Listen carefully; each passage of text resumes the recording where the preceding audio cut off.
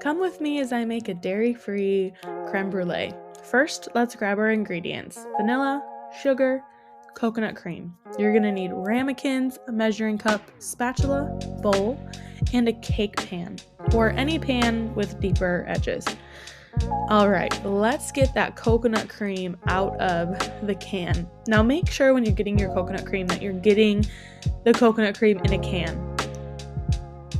We want to make sure that we get it from the can because this is replacing heavy whipping cream. So it needs to be nice and thick and ready to be mixed with the egg yolks to make a custard.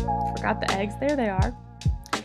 So the best way to get egg yolks is to crack the eggshell, and then we're going to volley that yolk back and forth over a jar till all the egg whites are out and the egg yolk is isolated. And then we can set that aside and do it 5 more times. All right, we are gonna go ahead and mix those yolks with the coconut cream. Now, creme brulee is a custard with a thin sugar caramelized layer on top. It's famous for knowing that you crack it, and then you get a little crunchy sugar with a nice creamy, smooth custard underneath, and it is delicious. So the recipe tells me to use 1 teaspoon of vanilla extract. I measure with my heart. Do so as you please. And then forgot to video this, but you are going to add 1/2 cup of sugar. Now you can use coconut sugar, regular sugar, you can use honey or maple syrup if you please. It is going to change the flavor a little bit. I added some honey just for a little extra sweetness and a little different flavor. Now I'm going to take 1 scoop and put it in my ramekin. Now I was making this for 4 adults and 3 kids, so you'll notice that I used different cups for the kiddos. I was putting less of the custard in there. For them, they won't know the difference. They'll just be excited that they have a different cup.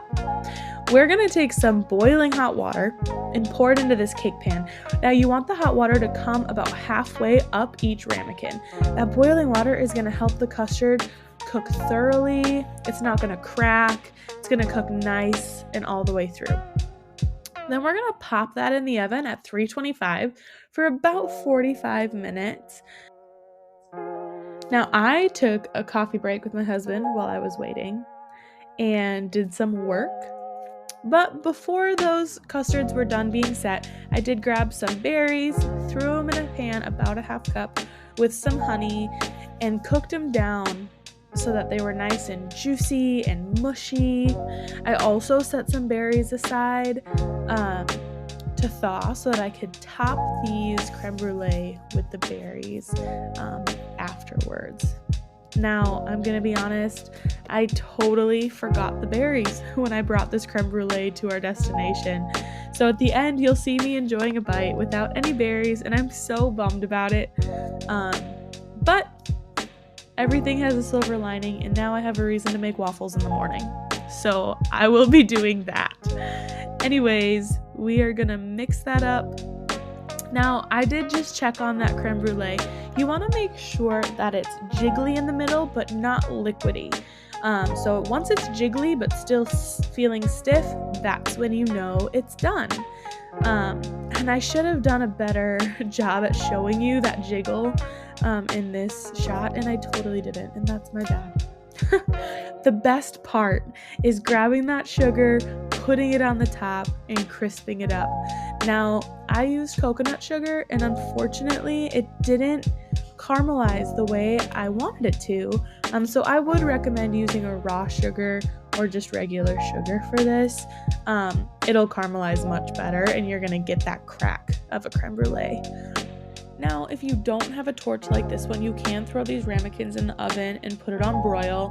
Just promise me, don't walk away from the oven. They shouldn't be in there for longer than 45 seconds to a minute, and a minute might even be cutting it close. If it stays in there for too long, it will burn, and the custard will get gross. So the last step is to grab a scoop and enjoy.